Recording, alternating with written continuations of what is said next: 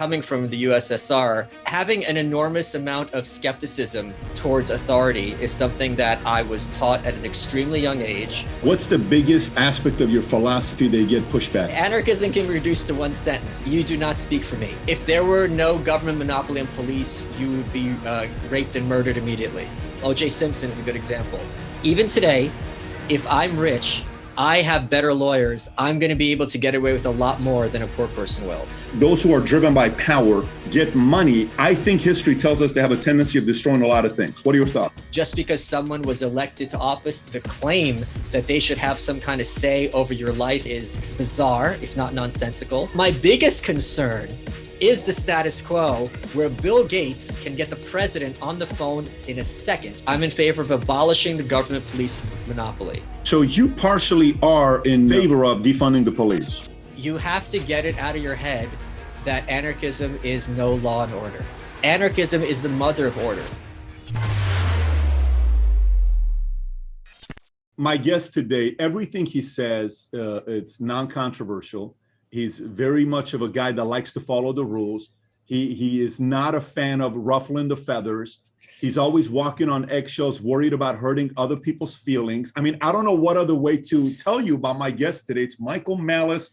He's a free speech proponent. He's a anarchy philosophies and a lot of other philosophies that mainstream folks are not big fans of. He's written a book. Out of everybody you could have written a book about, he decides to write a book about Kim Jong-il because he was in North Korea for a week, and he's got a lot of other great stories. I have a feeling you're going to really enjoy this interview. With that being said, Michael, thank you so much for being a guest on Valuetainment. I'm really irrationally excited about this. Irrationally excited about this. So here we go. So most people think I'm a Jew, but you actually, you know, we started the conversation that way. Yeah, I mean, I got the full on. You at least have a nice notes. Mine. Well, I got mine taken care of. Oh, you did? Now I can pass. I don't have your kind of money. I also got uncircumcised. You did? Twice. What inspired you to do that? Was it like a compliment from a female? What was it? What influenced you to do that? I guess I don't get along too well with my family. Okay. So I'm like, to heck with this. I'm going to be a goy now. So Michael, walk me through this. Like in your family, you're from a good sized family, right? I mean, you got no. How my parents are both only children. Both of them are. Yeah. Okay, so it's not the typical family that you got a lot of cousins, you got a lot of No. So your family reunion is your mom, your dad, and yourself? Well, grandma and my sister, but they're not all on speaking terms, so there's not going to be much of a reunion. So yeah. Is that a genetic thing? Is the family pretty? They're always debating, arguing. Like, what was it like growing in the Malice family? I'm curious. It wasn't very nice. Okay. I think a lot of people who have a Russian background will appreciate that it is not very conducive towards children thriving. There's a lot of and this isn't extreme in my family situation, nor is it unique to my family situation, but in Russian households, any kind of tenderness or kindness are used as opportunities for harm. And anytime you laugh, but you think about this as a kid, it gets to you. My mother's side, they're from Baku, so you have to know that. Yeah. Oh, yeah, exactly. I need to tell you. Like, I was raised around the Russian culture, so I relate. Compliment. Yeah. When you do get a compliment, you should take a note and document it because it may never happen again. And right. And there's also the concept that when something potentially exciting happens to you, you're a businessman. I don't need to tell you how many times you had a meeting, it went great. Second meeting goes great. Nothing comes of it. Having that good first meeting or like having a good first date, even if nothing comes of it, it's still fun and exciting, whatever. But in a Russian household, as soon as you're like, oh, I met this girl or I had a job interview, don't get your hopes up, blah, blah, blah. And that mentality, I think, is very, very sinister, and it's very un-American in a bad sense. And it also is, my family still can't wrap their heads around. My last book, The Anarchist Handbook, was the top nonfiction book on all of Amazon. I was out selling randos like Barack Obama and Oprah Winfrey, right? The point is, my family still doesn't understand how I can pay the rent if I don't go to an office. It makes literally no sense to them. So I do not have a good relationship with my family at all. And it takes a long time for any of us. I'm sure you have similarities, with an Iranian background. That's no cakewalk, to realize, oh, this isn't normal or conducive to life. This is really bad, and I have to do work to kind of fix it. And what do you think about that? What do you think? Like, is your desires to find a way to get everybody together? Is it that I'm hopeless, it's never going to happen? Is it we'll see what's going to happen?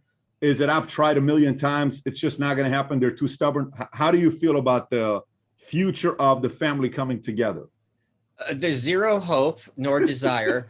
And I'll give you, I'll give you exactly what happened. On July 12, 2010, my mentor, Harvey Pekar, died on my birthday, right? And which was not fun, I can assure you, as I'm sure many people can imagine. Yeah.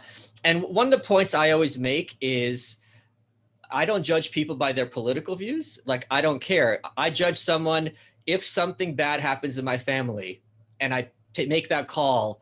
Are you going to be, what do you need? Or, or that's all that matters. That's the mark of a good relationship. So seeing the reactions that I had at home when, Harvey died on that day was very, very telling. And the point is, and I don't just mean my family, I mean friends as well. If you're not going to be there for me today, well, I don't need you at a party. There's no shortage of people I can be friendly with at a party. Like, for me, the measure of a person in a relationship is when stuff hits the fan, are they going to be a reliable resource to make things better for you? And can you reciprocate? I want to be of value to my friends and associates and things like that. I want their lives to be better as a result of having known me, because what better compliment can you tell about a person than that he or she increases the thriving of everyone around them. This person's amazing. And we all have that capacity to some extent to be that person. Now, let me ask you, I grew up in a family. My mother's side, their Bible was Karl Marx Communist Manifesto. They're communists, my mother's side. My dad's side, they're imperialists. They love the Shah of Iran. So my parents got a divorce twice in 20 years. So it's very obvious and proven.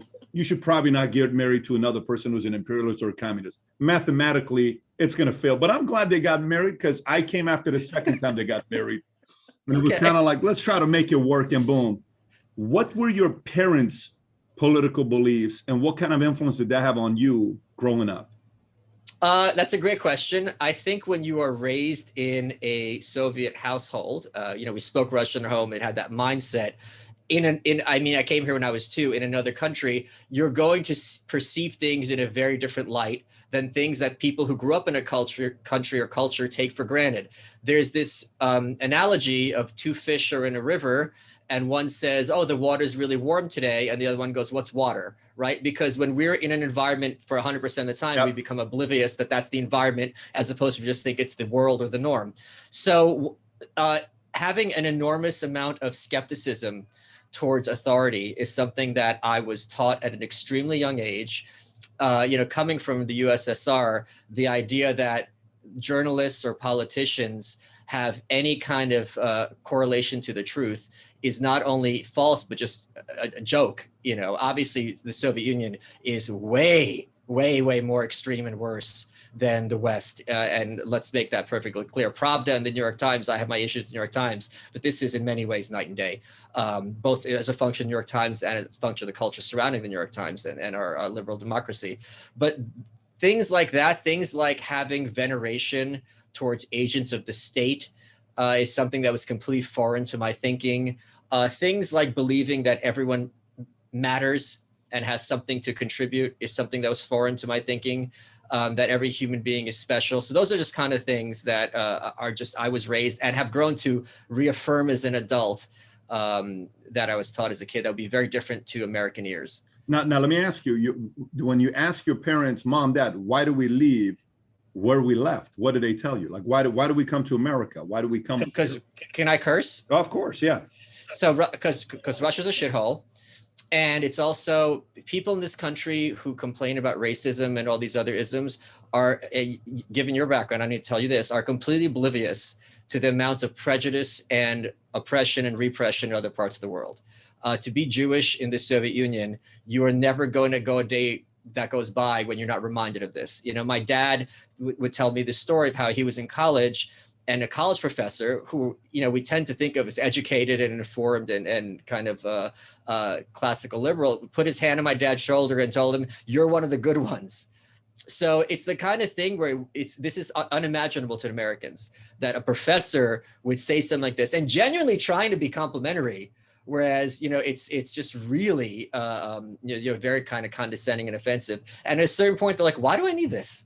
Like, let's create a better life for my son," which they were instrumental in doing, and I am extremely grateful for them. I'm a huge patriot, and I love this country. I hate the government because I love this country.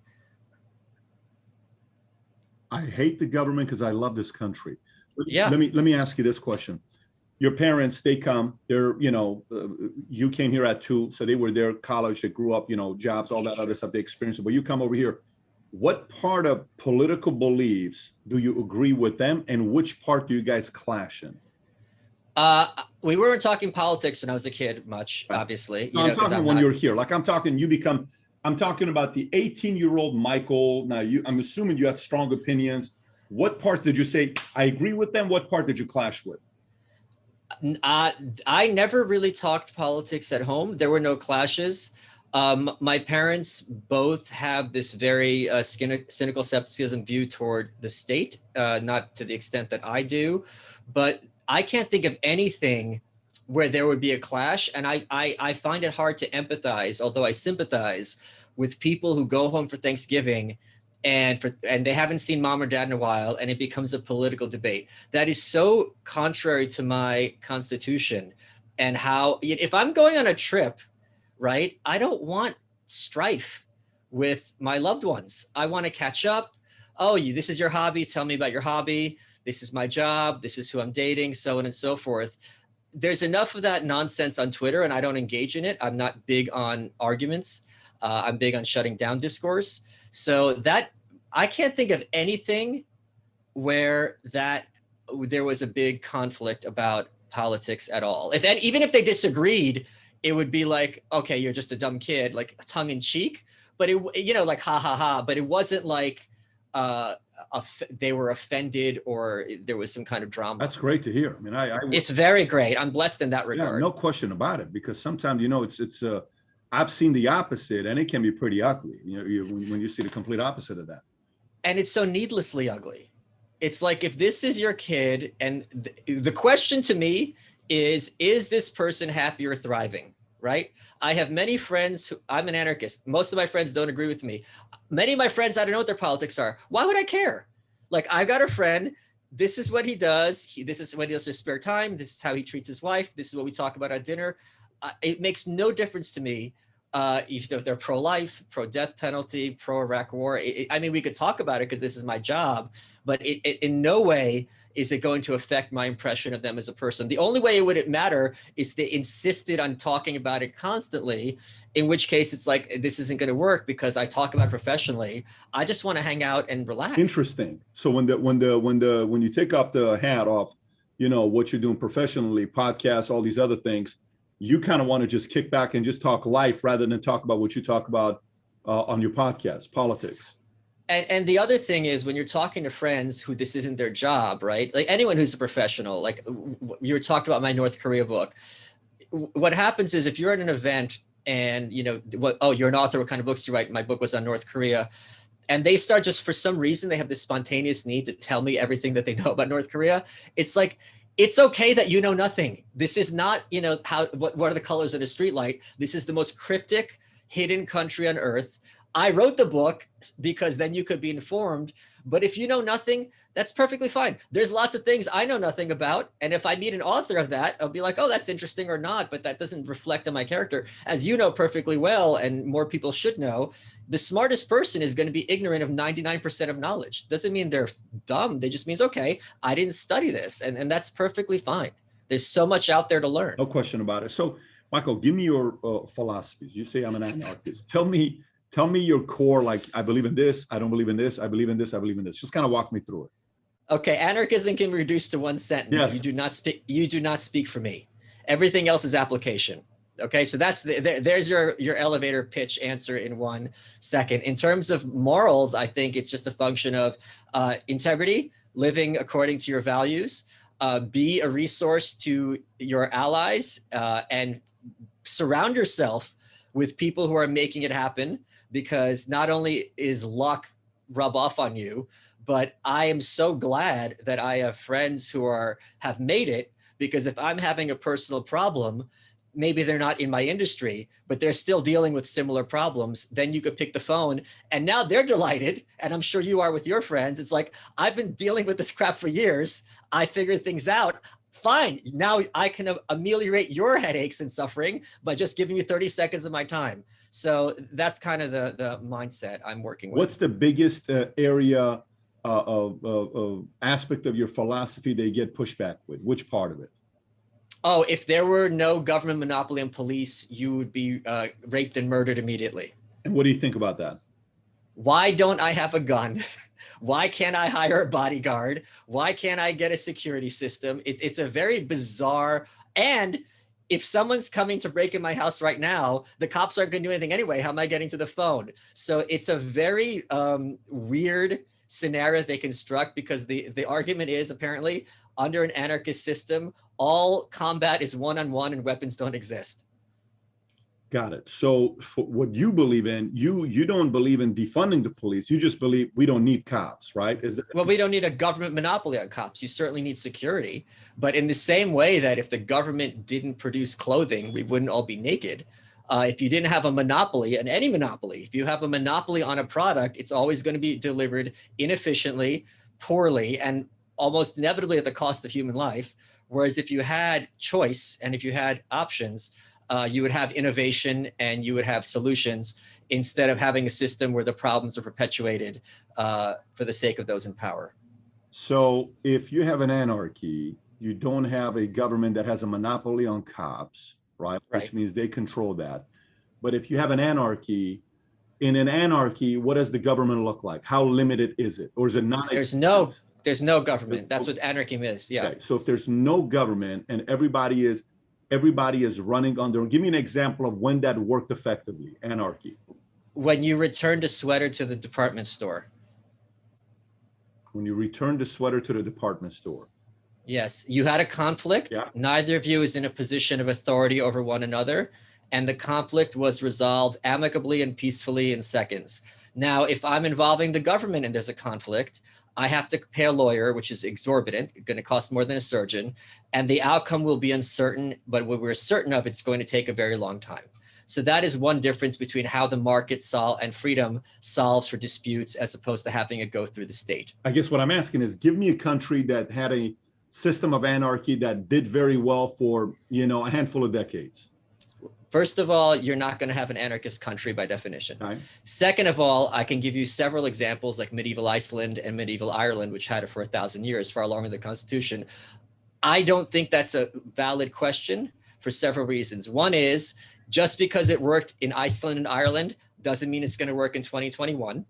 And just because it hasn't happened anywhere previously doesn't mean it's going to be working in 2021 either. One example of this is the internet, right? Before the internet, if you sat down and posited the internet, it would sound, maybe if not crazy, certainly hard to wrap your head around. We would have no idea what websites would look like. But at the same time, there's something that ended up happening has now become a universal function of human life. So anarchism isn't a location, it's a relationship. And it simply means that that none of the parties claims authority or has authority over one another. So every country on earth right now is in a state of anarchy toward one another. Every country right now in the world right now is a state of anarchy towards one another. Every country in the world right now is a state of anarchy. Okay, so let's go a little bit deeper. So meaning there's not going to be a country with anarchy, because if there's anarchy, there is no country. So there means there's no borders. There is no. So then how do you deal with property? How do you deal with ownership? How do you deal with community? How do you deal with, so is there laws and regulations in the world that you visualize? Is there laws and regulations there? There would be certainly rules. And for example, if I am part of a gated community, right, there's certain rules that I have chosen to, by living there, ascribe to. And for example, Macy's, the earlier example, Macy's has many grounds on which I can't enter the store. If I'm not wearing shirts, if I'm not wearing shoes, if I'm blasting music. So what it would do is it would maximize freedom, and everyone who has dominion over their own property would be the one setting those rules as he or she sees fit. How security would be provided is the same way that fashion would be provided. You would have many different outlets selling their wares, and whoever wanted to. Another common criticism is like, what if you're poor, right? And then you can't afford security, you're just going to get killed on the street. Well, security, look at a bar, right? A bar is filled with young, drunk males full of testosterone, often itching for a fight. There's no cop there, but there's a bouncer.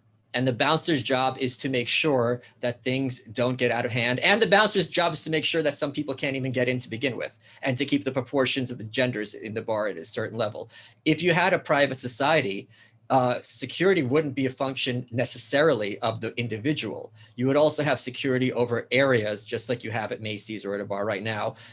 The problem is when the government monopoly is in charge of security, that is where crime is allowed to happen. And if you think about the places you're most likely to be the victim of an assault, it's things like alleyways, streets, the subway, all areas where the government monopoly is in charge of security. Whereas if you think of a place like a bar or a hotel where everyone is a stranger to that area and is not going to be able to be tracked down too easily, those are much safer than public venues. Yeah. So then the priority of what things you have to get good at, if it's anarchy with no government, self-defense becomes a very high priority.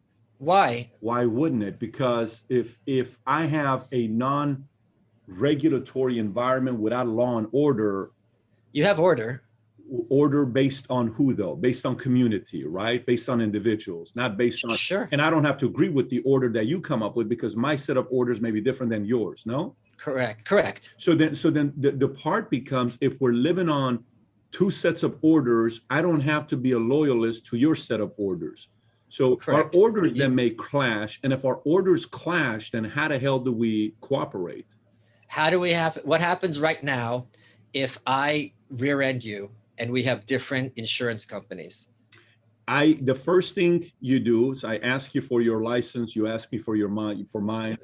There's a mechanism, right? I get your driver's. If you run off, I take a picture of your driver's license. Let you say, but you say, hey, can we work this out? Great. Here's my insurance card, and we exchange information. Right. The possibility that it gets violent sometimes happens. People get hot-headed. Yep. My God, my Ferrari. But when you say over 99% of the time, even if it's antagonistic, it's not reaching the point where violence is escalating.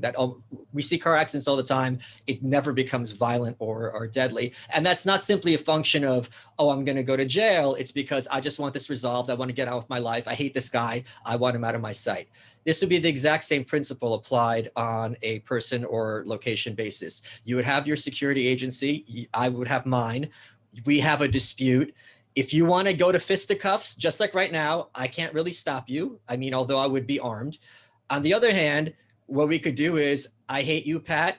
I hate you, Michael. We're going to let our security people take care of it, and they're going to take the steps as appropriate. What if I don't have the money to pay my security people? Well, that's what if you don't have the money to pay for car insurance? What happens then? Well, the difference is if I pay for car insurance, the cost isn't as much as me needing to, like car insurance, I can do it for $60, $100, $150. Sure. I'm still look, you got to realize I'm more on your side. I'm just trying to break it apart. Like for me, let me tell you how I am. Like my kids play outside. The other day, my kids climbed on top of the house. And let me tell you, this house, like, I don't even know what the hell they did. My wife says, babe, you have to see this. My wife is 38 and a half weeks pregnant. She says, come take a look at what they did. So I'm like, babe, these guys, Melva showed it to me, my nanny. They walked to the second floor. They open the door, and in our house, when the door opens, ding, ding, you hear the sound. Yeah. The door is open. So they go up, they climb on top of the ceiling. They're 30 feet up. And then they come back down, and everyone's panicking. And I say, babe, what are you going to do about it? I mean, honestly, you think we tell them don't do it? Do you think they're going to do it? Right. So I'm the guy that, my wife and my nanny, they walk the dogs with leashes. I like to walk the dogs, and we just kind of, figure out, don't get me wrong. If I had a German Shepherd or a pit bull, I probably cannot do that, but I'm more leaning towards, let's kind of give you a little bit more freedom. So you're willing to be more loyal to me than, hey, come here, you better do this. So I'm leaning towards that side. But there's also part of it where who wins in a situation like that? Whoever has more money, like even today. But that's the current status. See, what are presented as the strongest, sorry to interrupt you, what are presented as the strongest arguments against anarchism are inevitably descriptions of the status quo. Even today, if I'm rich, O.J. Simpson is a good example. I have better lawyers. I'm going to be able to get away with a lot. Jeffrey Epstein's another one. I'm going to be able to get away with a lot more than a poor person will. This concept of equality under the law makes no sense if you think about it for 5 seconds. Under the law, rich people and powerful people are always going to have access to both reputation, so they're going to be regarded better by the jury, or possibly worse if the jury has an animus against rich and powerful people. But at the very least, I will have access to better lawyers. Now, the law, there's an essay in the book by Hasness, who's a Georgetown law professor, called The Myth of Objective Law. And he points out this concept that law can be applied objectively makes no sense even for 3 seconds if you think about it. The law is always inevitably subject to interpretation, and it is the job of lawyers as a class, and this is a condemnation of lawyers, to take what is written in plain English and to twist it so it forces the result that your client regards as desirable. So these are all problems that at the very, very, very, very least are extremely expensive and time consuming. And this demonstrates, if you ask someone, how often had you had a problem with someone on eBay, how often you had a problem with Starbucks or Macy's or a friend, and how often you had a lawsuit, if lawsuits were an effective mechanism of adjudicating disputes, then people would be doing it a lot more frequently, in the same way that they return their clothes very frequently, because it'd be something that's like, okay, even if I lose, I'm going to have my answer within a day or two. As now, you're losing years of your life and tens of thousands of dollars, which makes it not a possibility for most people in terms of adjudicating and solving disputes, which is something we all desperately need. Michael, you think most people have good intentions? I don't think most people have minds, so they don't have good or bad intentions. They're working at an animal level. So you don't think most people have minds? Okay, so let's go based on that. If you don't believe most people have minds, what percentage of people you think are emotional and irrational? I wouldn't say irrational. I would say non-rational, okay, because irrational is like a crazy person who's acting erratically. Yeah. They act in predictable patterns, but they have either lacked the capacity or had it been trained out of them in schooling and in the media to forestall critical thought. As a individual, let's just say there's the 4 different types of personalities: those who are extremely structured, organized; those who are extremely technical, analytical; those who are extremely action-oriented, ambitious; and those who are all about relationship, love. Which one of those 4 would you put yourself as? Structure, organized? The second one. Technical, analytical? Yeah. Okay, yeah. I would agree with you that you're technical, analytical. Okay. Would you say you are a pretty independent guy? Are you an independent? Yes. Okay. You're 1976, July something, right? You're 1976 person. We're 2 years apart. I'm 42. I don't know if you're about to turn 45. I'm about to turn 43 in a couple months. I'm after you, right? But we're right next to each other age-wise. Same age we are. Yeah. You know, a long time ago, and I want you to tear apart my argument here, what I'm about to tell you. Long time ago, I'm 25, 26 years old.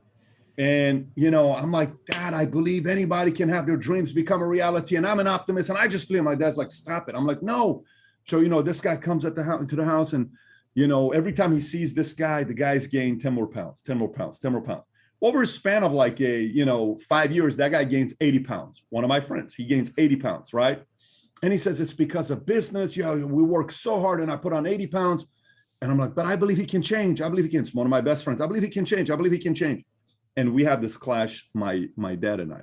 He finally says, you think everybody is as independent as you are? You think everybody can go, you know, survive for themselves and be independent? Some people need to be led and managed and, you know, directed to go. Some people need rules and regulations and guidelines. Some people need 8 to 5. Some people need that part being in place.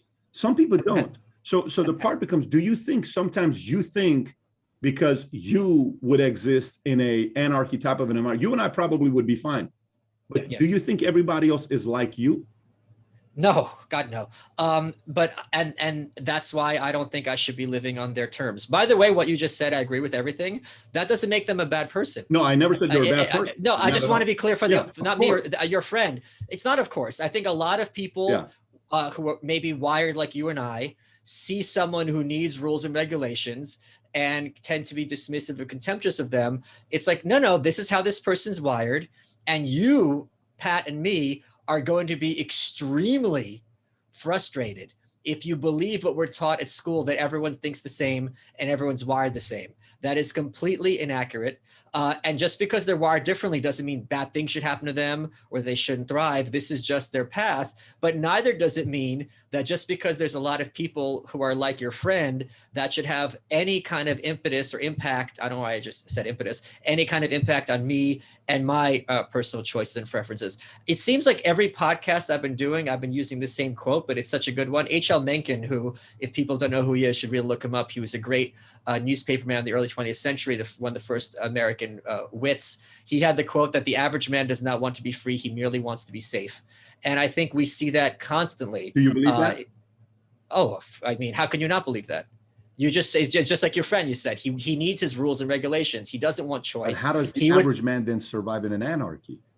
Well, I'm concerned about me, and I'm concerned about the above average. Now, in an anarchy, it would be same thing here. They would just hire security. They would not be a target because they're not sticking out. They're going to their jobs.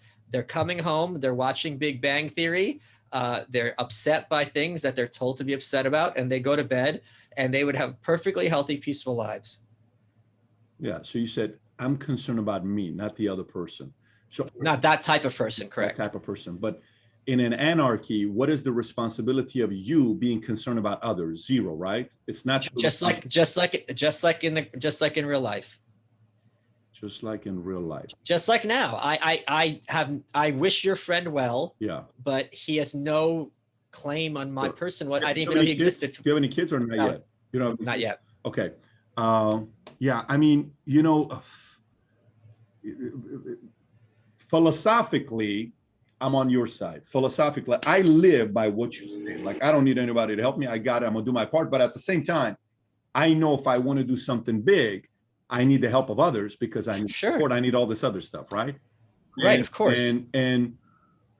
But to say, like, if I was to put everybody in the same room together, let's just say we put 100 people in the room and we're gauging you against 100 other people, you're probably going to be in the top 1 percentile or whatever number that we use for intelligence and technical and analytical. You're going to school the hell out of everybody, right? Which means what? Okay. You'll probably be able to maneuver better, find a better solution. You'll probably be better at synchronizing at what stage of sequencing your next 5, 10, 15 moves versus another person. I don't know what to do. You know what? I just like Michael. I'll follow Michael. Where are we going, right?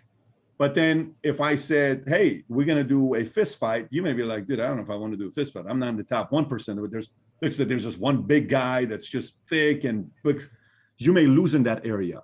So yeah, I definitely lose. Yeah. So all I'm saying is it makes sense, but brother, the strong people who are driven by ego and extreme manipulation. But there's 99 of us and one of him. Why am I fighting him one-on-one? Why don't I have a gun? Why can't I hire a bigger guy? Okay, so in your environment, you would be okay with having guns. Everybody, so Second Amendment, everyone can have a gun. Whatever you want to do, you can have a gun. Of course. Okay, so in anarchy, everybody would own a gun. So let's just... If they wanted to, not everyone would have one. They'd have the ability to get one. But maybe not even true, because it's certainly possible that gun stores would say, you'd have eBay, right? You have a reputation score, right? Yeah. So if you have a certain rating, you might have a card, and this gun store will say, unless you have a certain reputational score that you can demonstrate to me, I don't feel comfortable selling you firearms. And that's the case now. I'm not a gun owner, but if you go to gun stores, by and large, they're very cognizant of the dangers of what they're selling. And they do want to create a peaceful community and not just, warfare. Michael, how do you handle ownership? Like, I own my car. That's my car. In an anarchy, that's my house. That's my land. How do I manage for you to not come and take it away from me? Say, what's stopping me now? Rules and law and order. No, not really. Like if I could go to your, let's pretend I'm at your house right now. You ever been to jail before? No, but let me give you an example. I'm at your house right now. There's books behind you. Yep.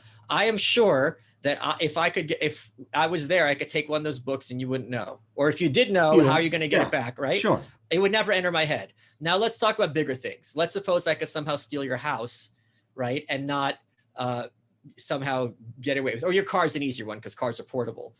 You would have a security, either your insurance or your security company, their job would be to return the car, something the police are completely incapable of doing and don't even pretend to have an interest in doing. Ask anyone who's ever been burglarized. The cops show up. There's not, if you watch sitcoms, right? Even in sitcoms where everything's completely imaginary, when a character is robbed and the cops show up, the cops don't even pretend they're going to get your stuff back. They're like, oh, we'll take down a report, and nothing ever happens. Even this completely imaginary world. Let's talk about anarchism. I go and I steal your car. Yep. Well, either your insurance provider or your security provider would, for a fee, return that car to you, or they would pay you back in terms of like having a homeowner's insurance. And that is how the different firms would compete. Unlike now, where you have a government monopoly, and the government monopoly doesn't even pretend to provide you the service that you're paying much more money than you would be paying to a private firm like our bounty hunter. So to me, okay, let me respond to that. So to me, I live in a life of odds. And here's what I mean by odds. You're sitting with somebody and you want to marry somebody. You're like, let me tell you, you got one too many boyfriends. You know how you're sitting across the table and you're not saying it. You're just thinking. You're like, you told me you've been with 10 guys. I'm willing to bet you probably been with a lot more. A couple of times you were drunk, and I don't know who those guys are. Hopefully you've not been with anybody I know. Maybe if you have, would I ever know about it? And have you ever done this? Have you ever kissed a girl? Have you ever fooled around with that? How bad of a money issue do you have? Let's just say sexually transmitted disease. You're calculating all this stuff. Yeah, your temper. You never tell the other person, but we do. And she says, I don't know about you right now. You seem a little reckless, and you were a little too close to your exes in the past, and they always call you, and your mom is this, and your dad is this. I don't know. This is a little. But you know what?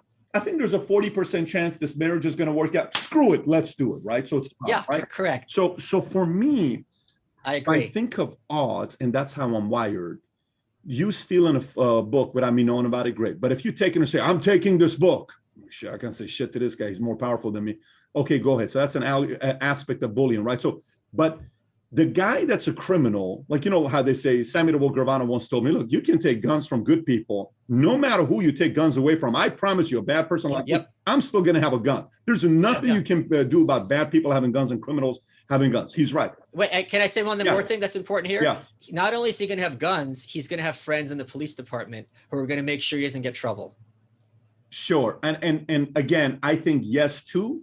But the part I go to is when you're sitting there, you're like, I'm gonna steal this guy's car, let's just say. If I get caught I'm gonna be facing 3 years in jail. I got a kid at the house. Do I really want to do it? You know what? I was thinking about it. I'm not. There's a lot of things in our lives we were about to do that were stupid thought. Maybe you haven't, but many of us. Sure, no, I absolutely 100%. Dude, I'm about to do something real stupid. And in your mind, you're like, what is it? You know what? No, I'm going to move on, right? So that's the part where I think law and order eliminates maybe 10% of crimes and stupidity that would happen without it. What's your argument to that? It's quite the opposite. What you are calling, first of all, it's not order at all, but what you're calling law, in fact, encourages this kind of behavior. And I'll give you one good example. If you had a credit score like eBay or something like that, or your Hyperion, wherever you count for your credit cards, that right is a chance. There's different, not only is there the market provide at least 3 credit firms, so they each have different mechanisms. That tells me, and I can look up mine and you can look up yours. Sure. What are the odds if I lend this guy money? Yeah. Historically based on his past behavior, that he's going to repay it, that he's a good risk. It's always going to be a risk. It's never 100%, even if it's Bill Gates, and it's never 0%, right? Now, if you are a car robber and have been arrested, and you come in for my company and I interview you, it is illegal now for me to ask you if you've ever gone to jail and committed crimes. So I have no way of running a background check. Whereas in a free society, these kinds of things that you've done will follow you around for quite a long time. I don't think jail is a very big deterrent, but I think reputation is a much stronger deterrent and a much more peaceful deterrent than something like the threat of 3 years in jail. Because a lot of these criminals know perfectly well that they're not going to be doing much time. And if they are doing time, they don't really care about it. Okay, partially agree on the jail side, because there's a lot of people nowadays that are wanting to go to jail because it's a lot better than the current situation they're in. And their friends are there. Sure. But the difference is you probably wouldn't like to go to jail. You probably wouldn't like to go to jail. I think the odds of that are 100%. Yeah. So the point is, but that gets a guy like you to say, you know what? No, it doesn't. Well, I'm not thinking of robbing your car except for jail. I don't even know how to drive. Yeah, but okay, so maybe not. Okay, so let me give you a different example here. My mother and her brother, late brother, her brother just died a couple of years ago. God bless his soul. He always brought me caviar late at night, and we had great. I love caviar. I grew up on caviar. They used to make fun of me in elementary school. I'm a diet. Probably there's so much fish eggs in my body. I'm probably semi-fish right now. I don't know, but so. Or you're pregnant. One of those two. I'm definitely pregnant with fish somewhere in there. But my great-grandfather was very well off. Okay. He was the only one on my mother's side that was not a communist. He was a worker. And they all were like, yeah, but. And he wanted everybody to work, but they kind of were like, oh, grandpa's so rich. He had a nice house, waterfront, all this other stuff.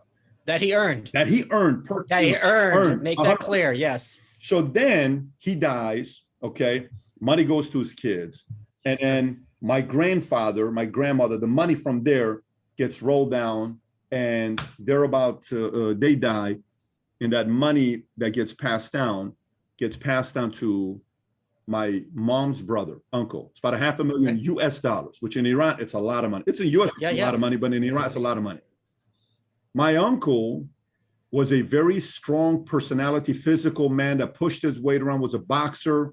Like, you did not want to mess with this guy. He was a tough guy. He was a bootlegger back in the days. That's how he made his money, because bootlegging was illegal in Iran. Still is till today. So it was a business model.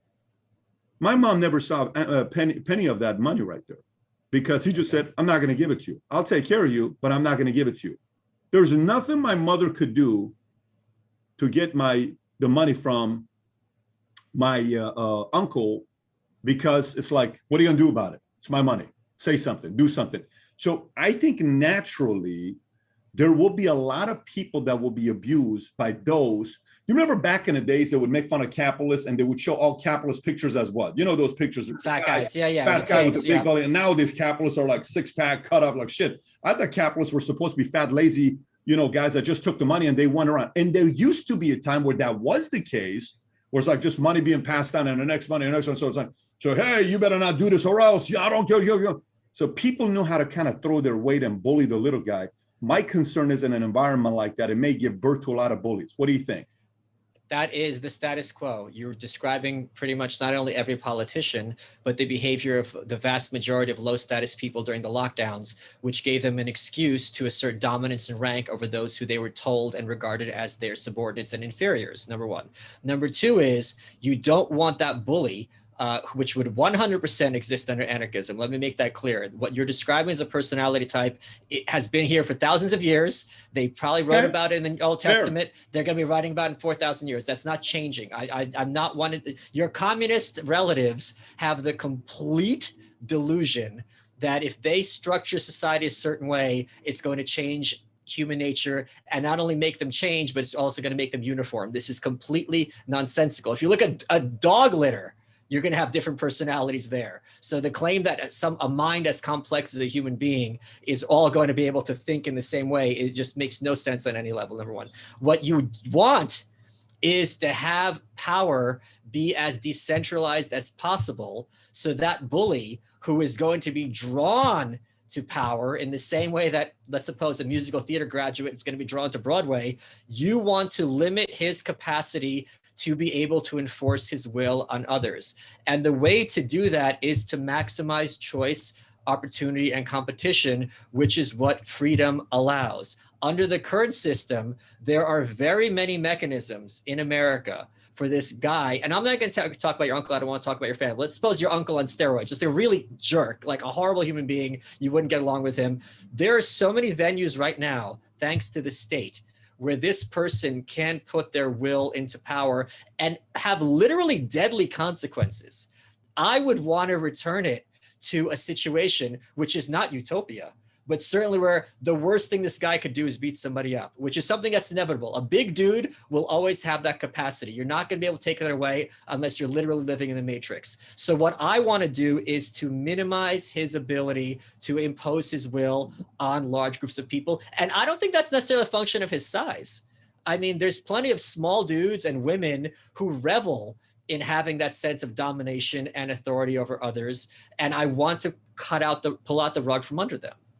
Yeah. I mean, anyone who's been married knows perfectly well that it's not about size in terms of who's going to be dominating who necessarily. I don't think it's size. I think it's I think it's an aura. I think it's a personality of the individual. I know a lot of big guys that are nice guys, and I know of course the kindest. Vice versa with small guys. So small guys are usually jerks much more than big guys because we can get away with it. Yeah. Like, this is what people don't appreciate. Like, they'll say, oh, under anarchism, you get your ass kicked. It's a lot easier for me to shove a dude, I'm five, whatever, than if a 6'4" guy comes up to me at a bar and shoves me. He's in a lot of trouble.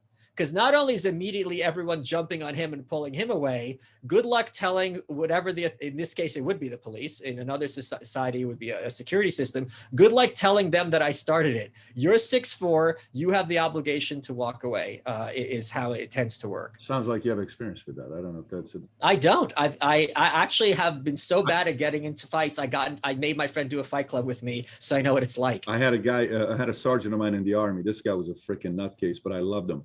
We would go to bars. He was 5'6", maybe 120 pounds on a good day. If it rained, maybe 125. And he would go talk shit to everybody. He would, you motherfuckers, I dare you. Throw a punch and all this other. And then he'd get into a fight and would say, that's my friend right there. And then he would, and I'm like, oh, this freaking guy. So we'd get into fights. He would be out of them like, this nutcase. He got us in trouble all the time. But again, till today, I'm friends with them and I love the guy. If you look at, just one more point. Yeah. If you look at dogs, it's the small ones that tend to be the aggressive ones because they just, Yep, I agree. So let me ask you a question. Give me a step pre-anarchy. Like, let's just say we're not going to go full anarchy, hypothetically. Because now I get the fact that you're an anarchist, you believe in that. The chances of that happening in America anytime soon is slim to none of happening that. I think it's 100%. That it's going to happen. Yes. Okay. So before we go to the argument of 100%, which let me clarify what I mean. By 100%, I don't mean that the federal government is going to be abolished, but I do think there is a 100% chance within the next, let's suppose, 100 years, that there will be space for people to live free without the threat of the state over their heads. It doesn't have to be all of America. But that's not 100% anarchy, though. You're talking. Well, no, it would be not worldwide. But I'm saying I get that. So you're talking about. Are you talking about like a John Galt, Ayn Rand type of a setting? Is that kind of what you're thinking about, where they're going to create their own place where everybody kind of leaves each other alone and we don't have law and order? We just trust the fact that you're going to improve, I'm going to improve, and we're going to attract only people that are wired like us? You have to get it out of your head that anarchism is no law and order. Anarchism is the mother of order. When people engage voluntarily. But law and order is based on individuals. It's not based on a government. Right. When people were, I would probably word it more values and principles, less law and order. Right, because this is a good example. You have a show, you invited me on, we negotiated times, we negotiated how long it's going to take. The possibility of this getting violent was literally zero. We wish each other well, and we came to a mutual agreement. So there's many examples of day-to-day basis where people come to agreement and set up, and the rules is it's your show. And you run it like you want. And if you tell me to shut up, I either shut up or you cut me off or you hang up, whatever it is. You're the one who's in a position to impose your rules. But there's no real law here whatsoever. It's something that we have spontaneously, and we do this on a day-to-day basis with everyone we encounter, have a mutually agreed upon negotiation based on certain parameters that we also mutually agree upon. Yeah, there's a big difference, but this is understanding, mutual understanding, almost like a code that we live by. Exactly. But law and order is on paper. I got to follow that law and order. In an anarchy, there's not going to be a law and order. It's going to be mutual understandings that we have. And if I don't like the way you handle yourself, you and I are probably never going to do business together. And I'm going to go my way, you're going to go your own way. So we'll wish each other well. So what comes before anarchy? What's before anarchy in your eyes? A libertarian? What is before anarchy? I don't think it's a gradual process. I think it's going to be somewhat of a binary process. But I think what needs to happen first is a increase in the skepticism and contempt for the state and its actors. So I think when you're seeing what's very healthy in this country as a phenomenon, especially on internet circles, is enormous amount of skepticism, if not contempt, toward corporate media. A recognition that just because someone was elected to office, the claim that they should have some kind of say over your life or your person is bizarre, if not nonsensical. Those are two kind of, and also a very, this is the one I'm most excited about, and strongly increased skepticism towards war as a mechanism of resolving human disputes. I think we've seen that happen in the last 20 years, shift very, very hard, and I'm very, very excited to see that happen. Michael, you ever see this, when there's elections and, you know, Melissa Milano will come out and say, I swear to God, if Trump gets elected, I'm leaving the country, I'm going to Canada, or I'm going this, right? Or, hey, you know, another person comes out and says, hey, if Biden gets elected, I'm leaving. Everybody says that stuff from both sides. No, it's not both sides. It's always the Democrats. I would say 90% is Democrats, but I've heard people also say it on the right side. There are people. But they're, sure. No, they will. It's just not bigger names, but people say there's no way I'm staying here under a, believe me, I live in Florida.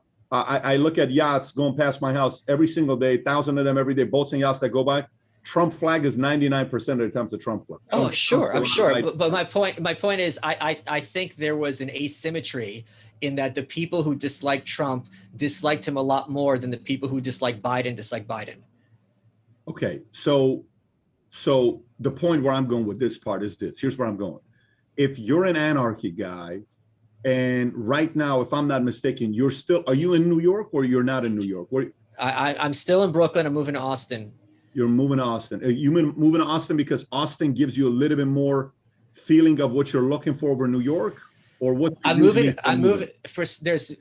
Moving anywhere when you've been somewhere all your life is a very complex issue with lots of factors. I agree. Number one, the fact that all my friends are there, the fact that one of my dreams was, as a New Yorker, was to have a townhouse, because that's when you're like, you've really made it. You have a New York townhouse. Austin has townhouses, I just learned, and they're a third the price. So it's like, why am I? New York has gotten very, very bad. It's only going to get worse. There's no mechanism for turning the ship around in the near future. And I was on Lauren Chen's show. She's a Canadian pundit. And her dad had cancer. And under Canada's healthcare system during COVID, he couldn't even get like seen for like a year. It was something absolutely crazy. And you know, sometimes someone will say a line and it's just matter of fact and casual, but it breaks your brain. And she just said to me, why am I funding my own oppression? And I'm like, holy crap, Lauren. And I'm like, why am I staying here and working hard, and it's dirty, and none of my friends are here, and all the stores are like to have been closed down, and I'm paying a lot of taxes? What have I got to show for it? You know, given the kind of careers you and I have and what you talk about in your work, freedom means, you know what, this place sucks, I'm out of here. And that is something I feel very privileged to have. This is something that very few people on earth have. And I'm absolutely going to take advantage of it. And a lot of people are like, oh, if you're an anarchist, you should live in the woods. It's like, you know, there's Yankee fans who live in Boston. It's my highest value, but it's not my only value. Got it. So the idea of, okay, so if it wasn't US, if it wasn't Austin, if it wasn't the States, is there a place where you would say I'd feel good living in XYZ place, or no? I mean, it's already going to be hard for me moving to Austin. I don't even know how to drive. Well, you're going to have plenty of Uber and Lyft over there to take care of you. You don't have to worry about it. Sure, but I want to get a car. It'll be cool. I'll get one of those 1980s Cadillacs, which I always wanted as a kid. I keep in the garage because it's not going to run, but yeah, I'm going to get one. 1980s Cadillac. I can see you in that. That's. They're cool. They're so cool. So Bensonhurst. So, you know, Bensonhurst 44. So 42. So 42, 1978, 1970. So you were there. You know, some of the biggest, most powerful mobsters are from that city. Do you have any stories with the mob, or no? Because that's a mob central city you're in. Well, I was 5, so of course I was hobnobbing with all of them. No. But what I can tell you, in all even at 10 years old, if you were 10 years old, that would be 1986. That's still the peak. You're talking about Sammy, Carmine. There's a lot of guys there. They kept the neighborhood very, very safe. People always talk about mafia neighborhoods. Mafia neighborhoods don't really have much street crime. So they kept Bensonhurst very, very safe. What was funny to me, the big takeaway was when Jersey Shore came out.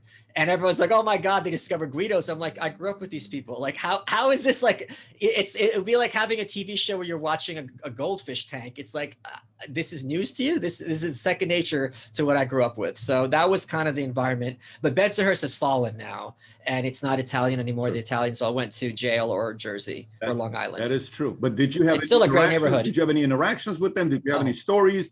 Did you any stories? I was a very sheltered kid. Okay, got it. So your parents kept you away from all of that. Oh yes, for sure. Yeah, I mean, you're in the capital of capital, like it's. Oh yeah. Yeah, I know. It's what, Southwest Brooklyn, right? Is it Southwest Brooklyn? Southeast. You're thinking of Bay Ridge or Southwest. Okay, Southeast Brooklyn. Yeah. Okay, got it. Yeah, because I think, I can give you a list of names of people that I think came out of there. Okay. Oh, it's a huge list. If you go on the Wikipedia, it's insane. It's a huge list of people that. Those the Bronx too, those old ethnic neighborhoods in New York City, the amount of talent that came out of them, people don't even realize. It's just, there's such breeding grounds for, you have the immigrants, then you have the kid who like is talented and now has the opportunity to make something of himself. It's a remarkable American success story. And by the way, this is why I have such contempt for people like de Blasio and Cuomo, because every immigrant family who came here and opened a stereotypical laundromat or fruit stand, they were the first ones to lose their lifelong goals and savings. Whereas Target and Walmart are doing just fine. So I thought for sure you'd be a diehard de Blasio fan. I thought for sure you'd be like a Cuomo fan. I mean, I thought you'd have like, instead of. They should be in Gitmo. If you go to governorstogitmo.com, you can get the shirts. So question. I asked this question and I asked it. Wait, I don't understand. How would an anarchist be a fan of a mayor or a governor? It's called sarcasm, and I was hoping you would. It's called irony, and you were bad at it. It's called sarcasm, and you missed it. So let me ask you, as far as your biggest concern, I asked this from a lot of people. I said, what do you think is your biggest concern right now? We got a lot of different things that's going on.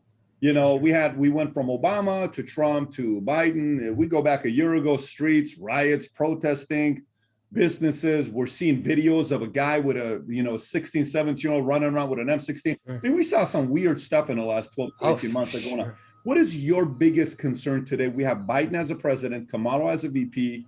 Trump's been banned. Facebook's not going to return the ban for a couple of years. Twitter's not going to do that.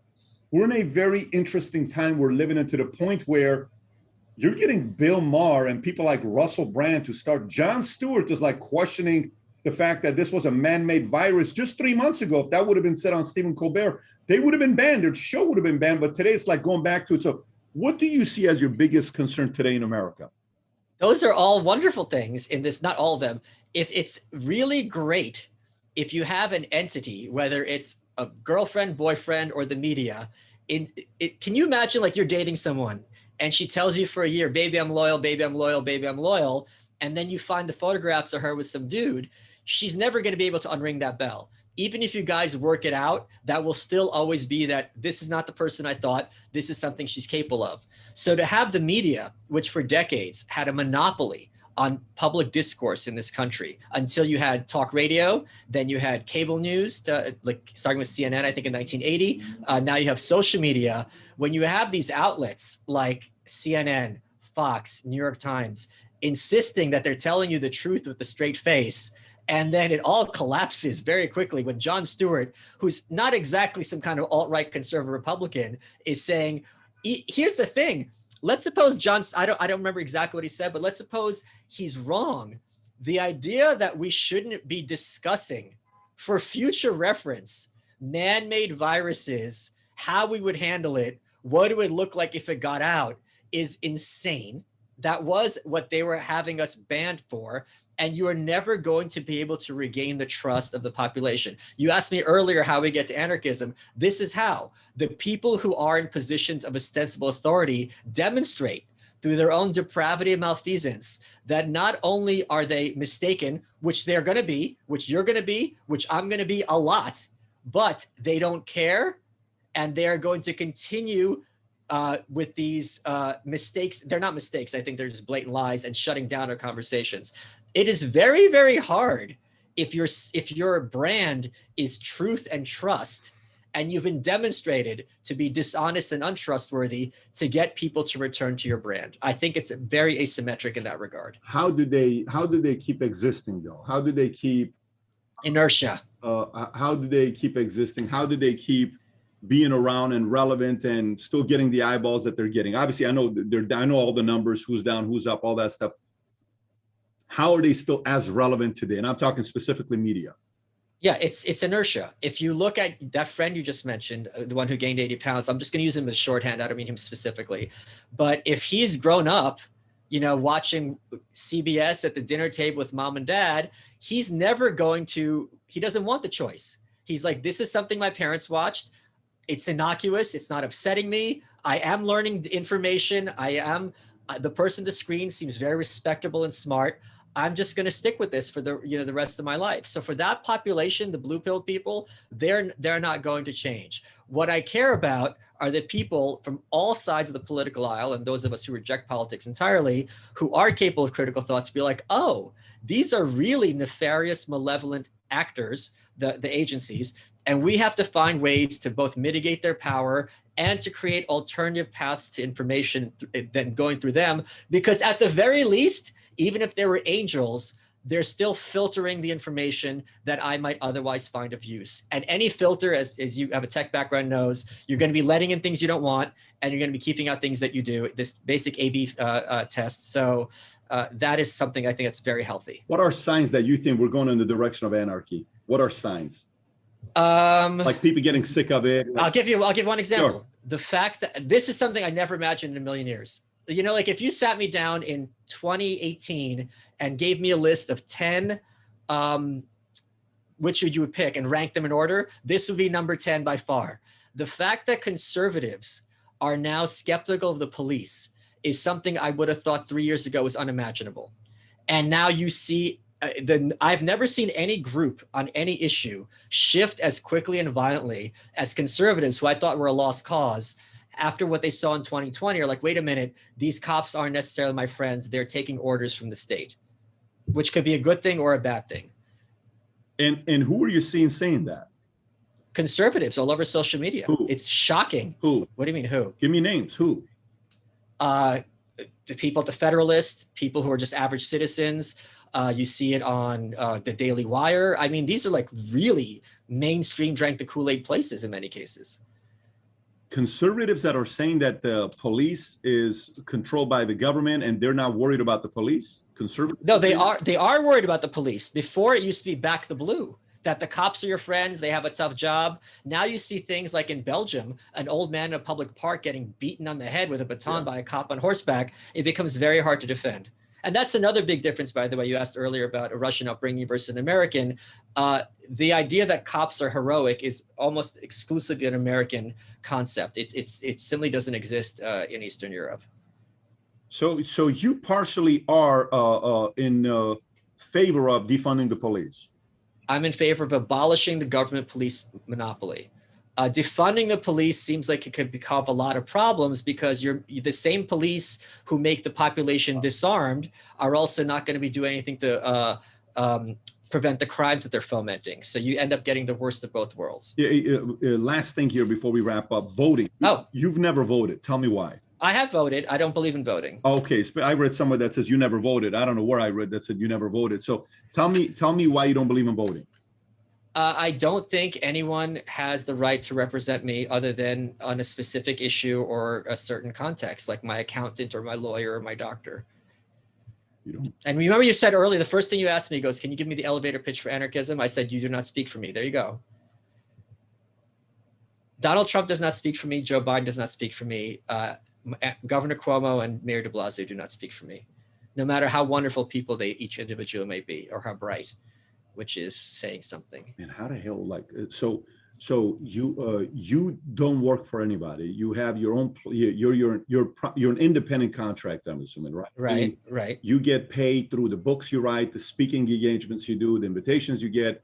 That's how you're making your money currently right now, right? Right, right. Okay, so interesting. So in an environment of building a company, building a business, in a anarchy environment, how do you see the structure of a business? Do you see it the same exact way where there shouldn't be a CEO, president, CFO? No, I think it would. I don't know if it would be same exact way, because Yeah. you would have the market would have innovation. And right now, what we have is you have many different structures for businesses. So there's not absolutely in a free society, you would have different types of business, different structures. What I would bet is that there would be a lot less of HR, having control and putting forth the regime's ideas into every corporation.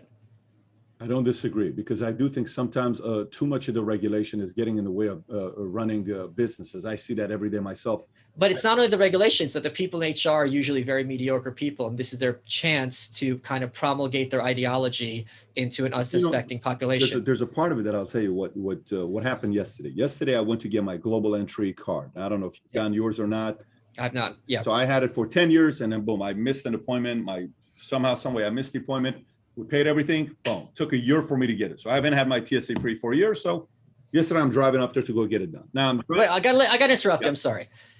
Do you think it's reasonable to wait a year for something like this? Are you kidding me? Like, you have to wait for me to make my point. So rather than being a dictator, give me a minute here. Let me explain myself. Come on. But I want to be a dictator. Stop. Maybe just tell us you want to dictate us on what to do. And I think secretly inside, that's what you want. But so I go to TSA pre. My assistant calls. She said, "Hey, Pat, I talked to them. They're really being very annoyed with me." I'm like, "Let me just see what happens here." I'm 20 minutes late. I walk in. "Are you Bet David?" "I am." "Yes, ma'am. I'm so sorry for being late." "Why are you late? Why did you?" She's berating me, right? And I'm sitting there. I'm like, "Man, I'm so sorry. Let me tell you what happened." "I don't care what happened.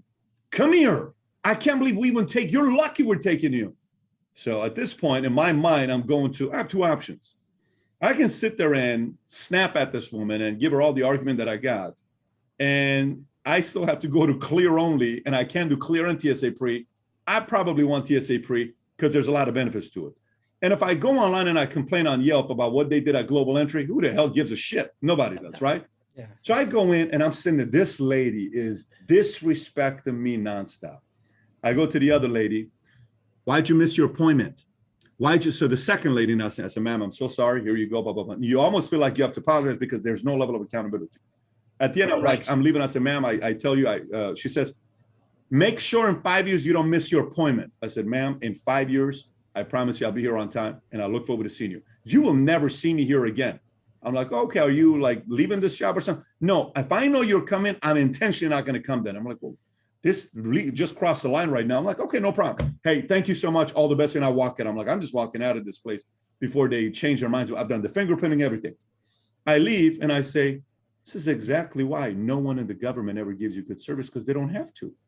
Who the hell did Kim Jong? This was an issue actually in North Korea. Kim Jong-il was complaining about this. But let's look a different way. Yeah. I'm not saying this woman wouldn't exist in a free society. Yeah. What I'm saying is, just like your credit score, you would have three agencies that could clear Pat to go on the planes. They would probably be more stringent than the TSA because their reputation, they're competing. Yeah. So they want to make sure that they don't let Mohammed Atta through. And how many times have people gone to a restaurant or a hairdresser or a bookstore and been spoken to like that by a fellow adult? Especially, and here's the thing that's most important. You knew damn well there's nothing you can do. Nothing. If my waiter talks to me like that, my hairdresser, the book, I could talk to their boss. I could go Karen on them. Absolutely. But when it's a government monopoly, you have no outlet. Now, what happens when you have a cop who doesn't want to investigate, or any other situation? You have no options. Where if you had competing security, at the very least, you would have people treat you as a customer with a modicum of civility and respect. Here's the thing. She could have said, here's something she could have said very easy to you that you would have liked. "You know what? I'm trying to do a hard job. There's a lot of people here. It's pretty disrespectful that you showed up late." And you'd be like, "You're right. I'm sorry." Yeah. And then it'll be a perfectly fine situation. She's getting off because this very, very low status piece of crap is now in a position of power over somebody, and she's going to flex that power to the ultimate of her ability. You talked about your uncle. You just met her.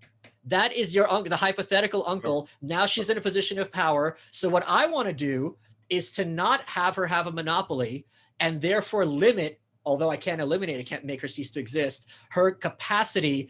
It ruined your day so much you're still thinking about it. And for what? You showed up late? And here's my opinion. And you're paying her. Here's my opinion. My opinion is, on the flip Put her in side, jail. the same thing would happen. Anarchy, same thing would happen. You know it's not true. But tell me every other industry. Where other industry have you been spoken to like that? I don't. On the customer service side, yes, you're 100% right. But on the okay, so let me ask you this question: what do you think about laws of monopoly? No. You're shifting goalposts. I'm not you shifting just goalposts said for you. On the flip side, yes, you did. You just made a claim. You said under anarchy, this would be the same. It would be. So I'm asking. Under anarchy, I'm going to answer it to you. I didn't finish asking my question. Go for it. What other industry, which is currently not a government monopoly, have you been spoken to like that with any kind of regularity, if at all? If the business has a monopoly, they can do that. Let me explain to you what I mean by that. Let me explain to you. I allowed you to finish. So here's my... you didn't answer me. Give me an example. If you allow me to answer, I'll tell you. If I'm in an area, I've lived all over. I've been in every state in America, 40 states in America I've been. I lived in the Army. I've been all over. I've lived in 20 different places in my lifetime. If I'm in an area where I'm in a dry county where there's only one liquor store and I'm 40 miles away, and I know if I don't get the beer from this guy, he can jerk me around and say, screw you. You don't want to go drive the 40 miles. In those types of situations, I've experienced that. Now, again, it's going to be 90% more times on the government type of a setting than this would be. But I think on the one law, like on this guy who has a monopoly in that area, what am I going to say? I'm going to say, you know what, you're right, man. I just want the beer. I'm going to charge you $1 more. No problem. I'm going to buy this beer from you because I don't have any other choice. I got to buy it from you. You do have a choice. My only choice is what? What is my choice? You have Seamless, and then you don't have to interact with him in the future. You're right. But if I live close to him and the closest other place is 40 miles away, who the hell wants to drive that 40 miles away? You don't have to drive 40 miles away. You hire someone to go to the beer store for you. So you get the beer and you don't have to deal with the interaction. I have the resources. You're assuming everybody's going to have the resources. If you have enough money to buy beer, you have enough money to pay $5 for someone to get it for you. That's not going to be $5. That gas is going to be a lot more. And especially in that environment. He's not going to the 40-mile place. He's going to the one close to you. He's going to the one close to me. There's this. Let's hold on. This is the only liquor store on earth. Yeah, but a guy who has that kind of an attitude, a guy who has that kind of an attitude, he's got that attitude towards everybody, not just me. Just like this lady at PSA Pre, she's got that kind of an attitude towards everybody. What I'm saying is, let's suppose this is the only liquor store on earth, right? You could, if you want that beer, but you don't want to deal with this a-hole, you hire someone to go to the store across the street, buy you the beer and deliver it to you. That peace of mind is worth to you more than it is the amount of exchange it would be to hire that person. You don't have that option with the government monopoly. You have to go in person and look at that woman in the face. You have to have that interaction. Whereas with Seamless or any other innovation, you have the option, even if he has a monopoly on the entire planet, of not dealing with that individual. You're speaking to the choir. I mean, this is a... I'm 100%. I'm a free enterprise guy there, and I'm 100% there with you. I do fully agree with that. My only concern. And one more thing, in all seriousness, it depends on the size of the location, of course. But no one would dispute that if there's a big enough population and there's one liquor store and the guy's really a piece of crap, and there's another liquor store where they make it a good experience, that is one very easy way to compete. It is, and probably what would end up happening is over the next year, 2 years, 3 years, somebody's eventually going to want to open up a shop to compete with the guy and put him out of business and become the great equalizer. You're right.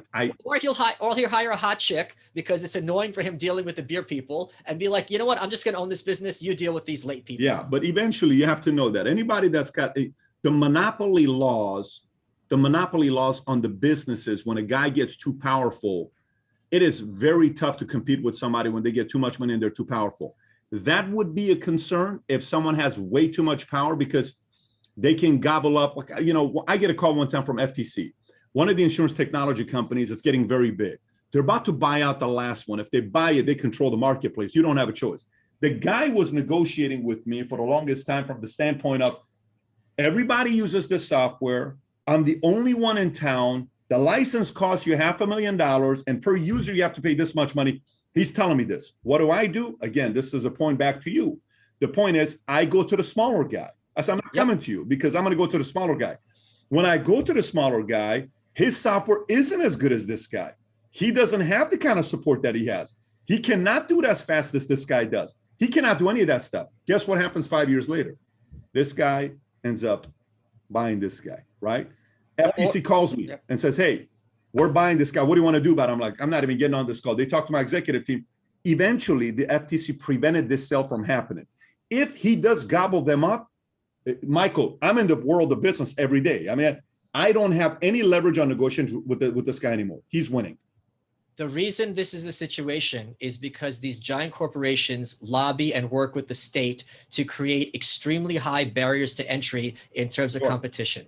So in a free society, that is one part. Yeah, that is one. That's a major part. It is. And in a free society where it would be much easier to enter any field, this would not tend to happen. What you're discussing is a historical fallacy. There's never been a case where one business gobbled up every other, because let's suppose I want to gobble up Bitcoin, for example.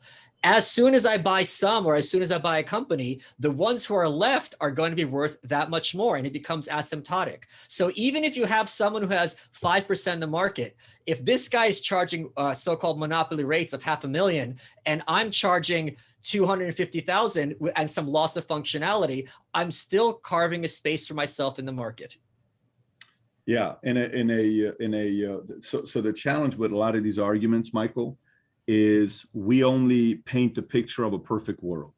None of this is perfect. I'm saying he has less functionality and cheaper. That's not perfect. I do agree. It is less functionality and cheaper. You're right. And the company. How's that perfect?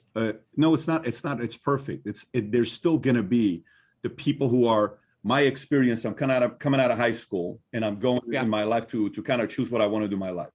I had friends of mine who were driven by power. I had friends of mine who were driven by, dude, leave me alone. Don't bother. I had friends of mine that were like, you better do this. I'm like, dude, what is the matter with you, man? Just relax, kick back. So I had friends of mine that went into the space of wanting to impose power to you. That was their way of controlling you. You better do this because, you know, I'm doing this. Okay, great. And then there were some friends like, look, just kind of leave me alone. I'm going to go make my millions. Don't bother me. I'm going to live my own life. For whatever reason, these guys despise these guys. Sure. For whatever reason, these guys are not fan of these guys that make the money. Now, let me flip it. Here's the problem. Here's the problem. Just, again, give me your argument on this one. Destroy my argument on wherever I'm going here. So this guy and this guy are not the same people, right? Right. This guy's power comes from what? A very powerful institution above him called the government, right? So now watch what happens to this guy.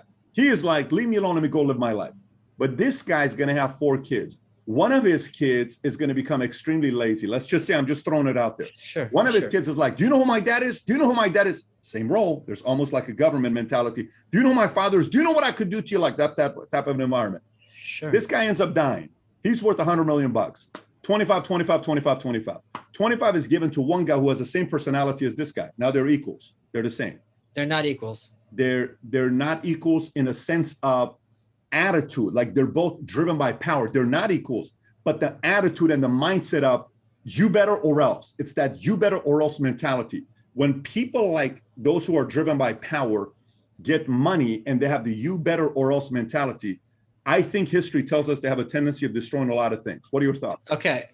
You work with very many successful people. I do. I can't, it is hard for me to wrap my head around the claim that if someone inherits $25 million, they're really in a position to do much of anything. That's not that much money in terms of changing society. Add a zero to it. It's not about the, I'm not. Fine. Let's suppose 250 million. The point is, no matter how much money. Billion. Okay, hold on. Yeah. We can go to trillions. Yeah. At a certain point, this becomes a problem. But let's suppose Bill Gates. There you go. I agree. Let's suppose Bill Gates.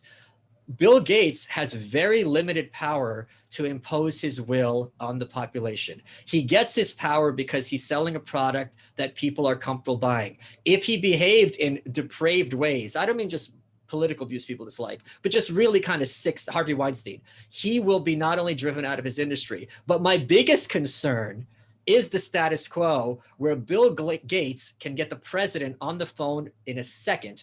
And that person has armies, has the FTC. He has all of the Senate at his disposal because lobbyists cost him nothing. So all of these things that you're describing, all these things you're describing as a concern are a concern in any society. When you have rich, powerful people and they want to impose their will on everybody else, how do you prevent it?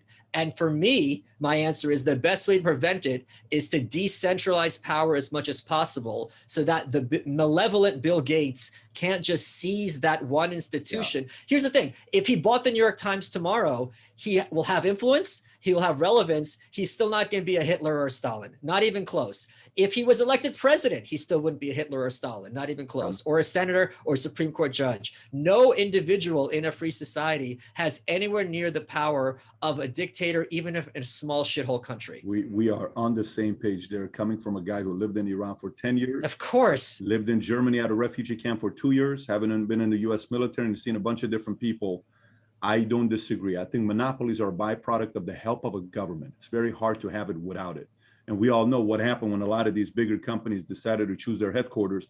For whatever reason, they all choose headquarters near DC, DMV, Virginia, because that allows them to buy lobbyists and all this other stuff. And they don't have a choice. Yeah, because if I don't hire lobbyists, my competitors will, and they're going to write the rules. Yeah, and they're like, and I don't blame them. Yeah, and you'll hear them say things like, "I think we need to raise taxes." I'm like, what happened? How come you know? Oh, because they're not worried about taxes. They're worried about laws, regulation. They're willing to support politicians increasing the taxes because they're barely paying taxes. They don't take money out of the wealth. They've already made their money.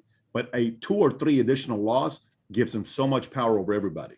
But also they want the taxes to be raised because if I'm starting out and I don't have that much capital 100%. in the bank, Yep. It's going to be a lot harder for me for that first year to muddle through. Whereas if I've got my bank and I pay that 1%, which I don't even have to pay because I have a good accountant, it's win-win for me, and I get to be the good guy. We talked about it today on the podcast where Buffett is like, I'm not paying enough taxes. I'm like, dude, forget about it. Go ahead, write the check. You're saying it at 89 years old, you know, your age, your late 80s. Why don't you say that at 14 years old when you wanted to be the best investor of all time, rather than saying that as an 89-year-old, like you're hurting it for the other guys to want to come up and compete. Anyways. And also, you could pay more if you want. You don't have to pay the minimal tax. You have the choice.